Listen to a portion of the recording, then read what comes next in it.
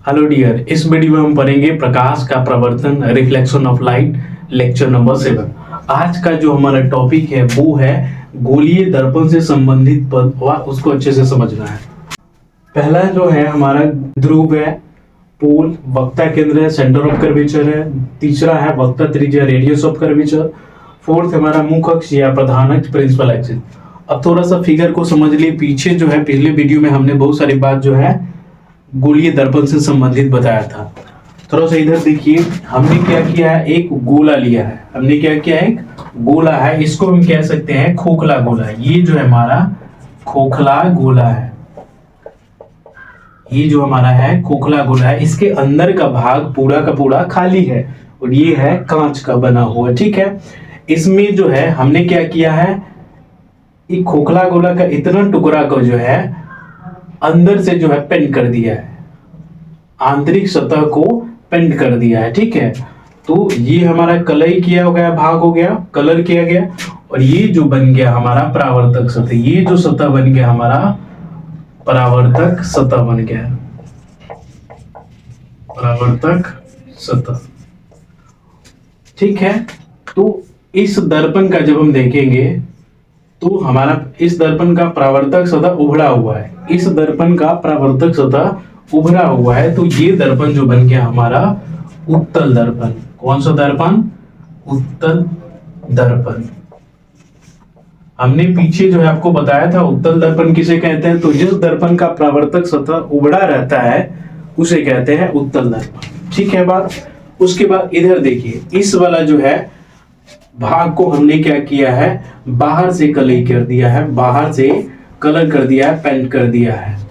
तो बाहर से ये पेंट करने पर इसका जो आंतरिक भाग है, ये वाला जो है हमारा बन गया परावर्तक सतह। ये वाला जो सतह बना परावर्तक सतह बन गया, परावर्तक सतह। अब ये दर्पण बना कैसा, तो इसका देखिए, इसका परावर्तक सतह जो है धंसा हुआ है। ये जो सतह है वो धंसा हुआ है, ये जो सतह है धंसा हुआ है। तो हमने पढ़ा है कि जिस दर्पण का परावर्तक सतह धंसा रहता है उसे कहते हैं हम अवतल दर्पण, उसे कहते हैं अवतल दर्पण। तो ये जो दर्पण बना हमारा अवतल दर्पण बन गया, ठीक है बात। अब देखिए, इसमें ये जो है गोला का ये वाला जो बिंदु है ये केंद्र है, इस गोला का ये केंद्र है। इस केंद्र को हम केंद्र ना कह के बोलेंगे वक्ता केंद्र। तो ये हमारा वक्ता केंद्र हो गया। चलिए देखिए, ये जो है हमारा एक गोला है, कांच का गोला है, खोखला गोला है। कैसा गोला है? खोखला गोला। ये गोला है तो इसका केंद्र भी होगा, ये जो है इसका केंद्र है। इस केंद्र को हम सिंपल केंद्र ना कह के हम बोलेंगे वक्ता केंद्र। और ये गोला है तो इसका जो है त्रिज्या भी होगा। जी वाला दिख भी रहा है, यहां से इस केंद्र से लेकर के इस गोला के बीच के डिस्टेंस को हम त्रिज्या कहते हैं। ये भी उसका त्रिज्या हो जाएगा, ये भी इसका त्रिज्या होगा। इसमें हम बनाना चाहे तो हमारा अनगिनत त्रिज्या बन जाएगा, और सभी त्रिज्या जो है समान है, समान लंबाई की है।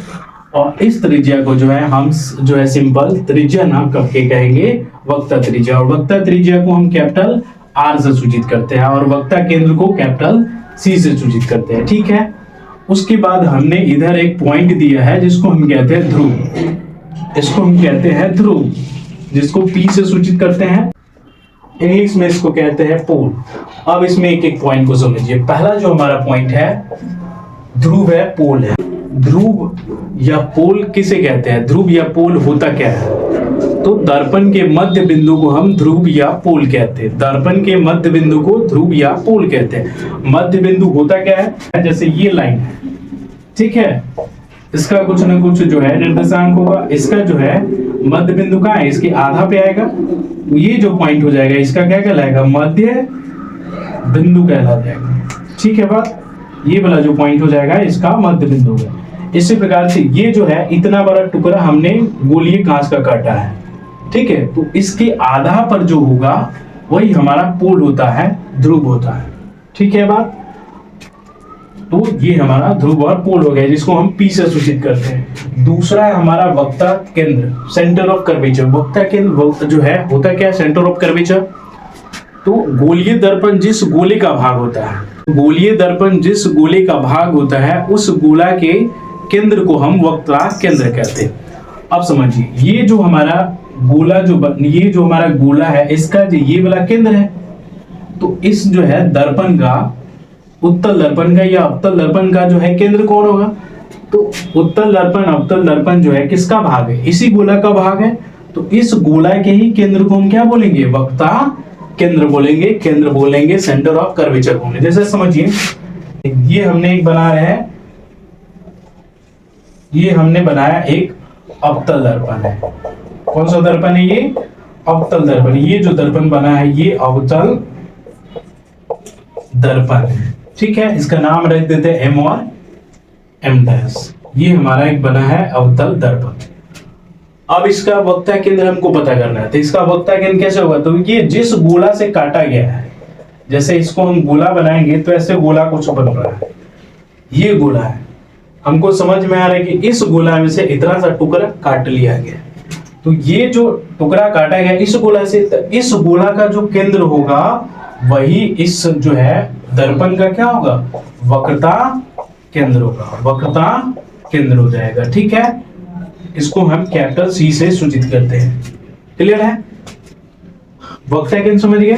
तो इसका भी वक्ता केंद्र यही होगा क्योंकि इसी गोला से काटा गया, और इसका भी जो है इस दर्पण का भी वक्ता केंद्र यही होगा क्योंकि ये दर्पण भी इसी गोला से काटा गया, ठीक है।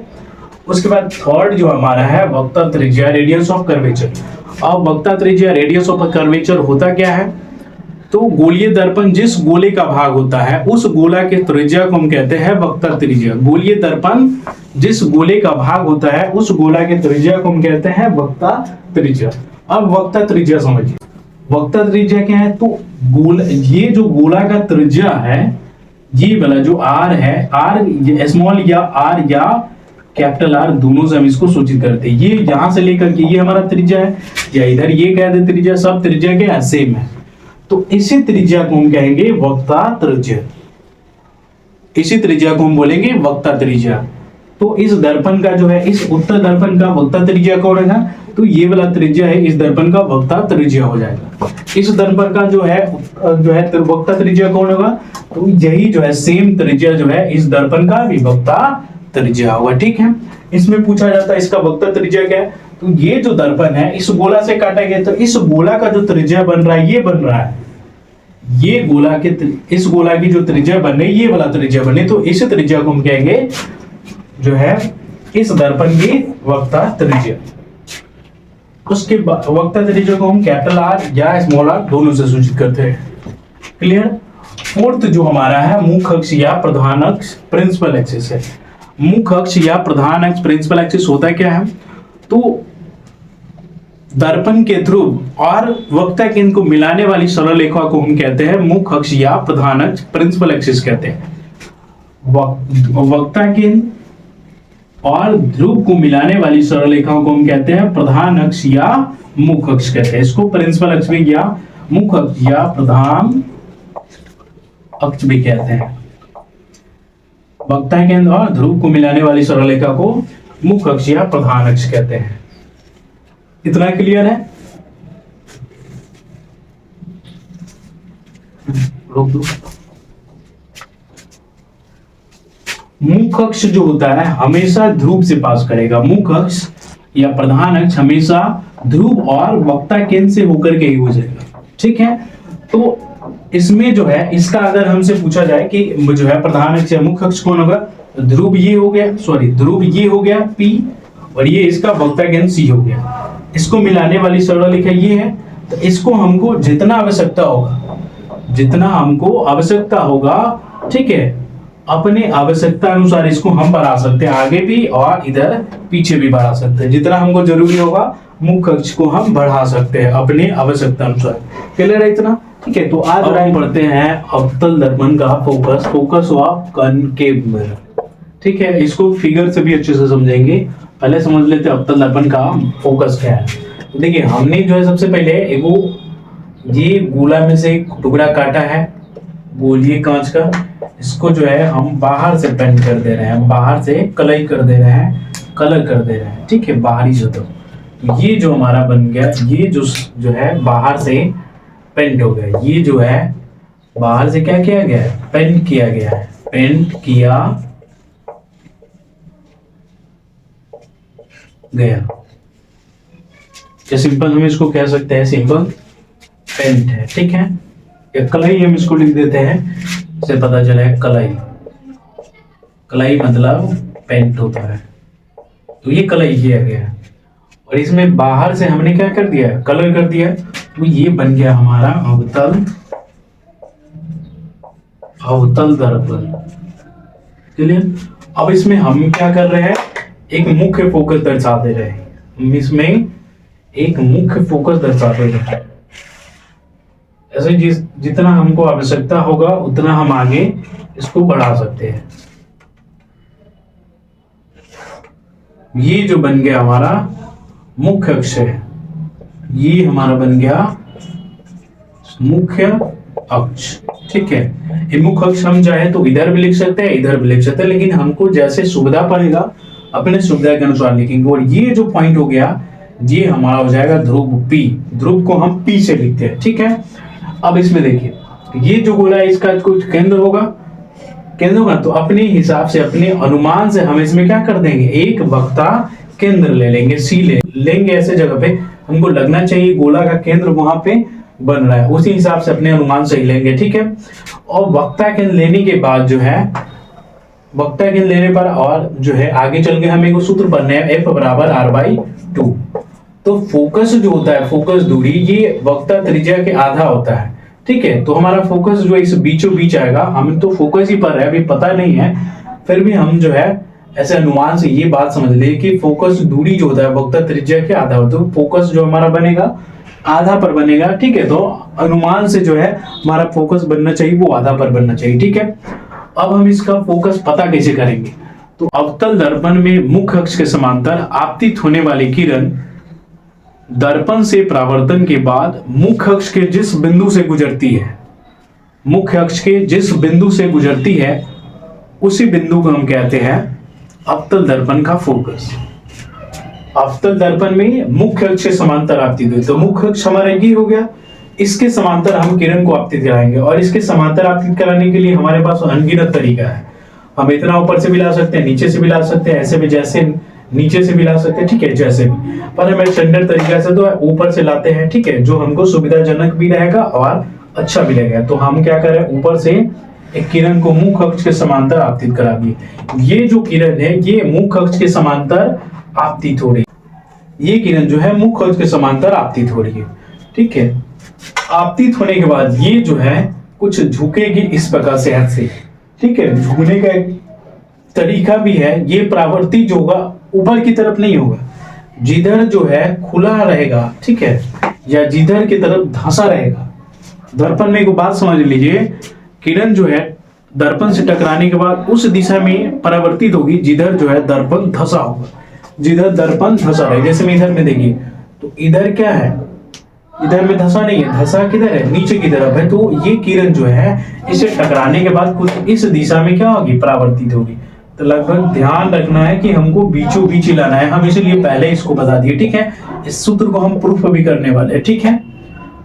तो ये जो किरण है कुछ ऐसे करके क्या करेगी, परावर्तित होगी, टकरा करके वापस लौटेगी, ठीक है, इस दिशा में ऐसे।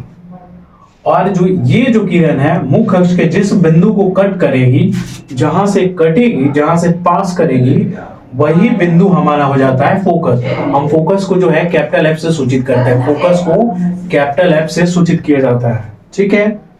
तो ये हमारा बन गया अवतल दर्पण का फोकस, ठीक है। अब देखिए, तो ये हमने पढ़ लिया अवतल दर्पण का फोकस। अब समझते हैं उत्तल दर्पण का फोकस। तो उत्तल दर्पण को बनाने के लिए हमने क्या किया, देखिए हमने M और M' जो है गोलीय कांच को काट के इसमें जो है उत्तल दर्पण बनाने के लिए हमको इसके अंदर वाला सतह को रंगना पड़ेगा, कलर करना पड़ेगा, पेंट करना पड़ेगा। तो हम इसके अंदर वाले सतह को कलर करते हैं, हमने पीछे बताया भी है। उत्तल दर्पण कैसे बनता है, तो जब गोलीय कांच के आंतरिक भाग कलई किया जाता है तो बनता है उत्तल दर्पण। तो ये हमारा बन गया उत्तल दर्पण। अब देखिए इसमें भी क्या करना पड़ेगा, हमको मुख्य अक्ष बनाना पड़ेगा। मुख्य अक्ष ध्यान रखना है दर्पण के जो है बीचों बीच पास करना चाहिए, ठीक है बात। तो हमने ये क्या कर दिया, बीचों बीच मुख अक्ष बना दिया। ठीक है, ये हमारा बन गया मुख अक्ष। ठीक है, इधर हम देखिए, इधर हमको जो है गोला जो हमारा बन रहा है इस टाइप बन रहा है। ठीक है, तो जिधर गोला बनेगा उस साइड हम नहीं लिखेंगे मुख अक्ष। ठीक है, उससे बाहर लिखेंगे। तो ये जो बन गया हमारा मुख अक्ष बन गया। ठीक, और ये जो पॉइंट बन गया हमारा, ध्रुव बन गया P। अब हमको कहा जाए कि इसमें जो है वक्ता केंद्र किधर होगा, तो इसमें वक्ता केंद्र किधर होगा, ध्यान दीजिए। देखिए गोला जो हमारा बन रहा है, ये जो गोला अगर हम बनाएंगे ऐसे ऐसे करके डॉटेड डॉटेड लाइन करके, तो हमारा गोला जो बन रहा है इस तरफ बन रहा है, गोला किधर बन रहा है, इस तरफ बन रहा है। तो हमारा वक्ता केंद्र किधर होगा, तो हमारा वक्ता केंद्र इधर ही होगा। जिधर गोला बनेगा उसी साइड हमारा क्या बनेगा, वक्ता केंद्र।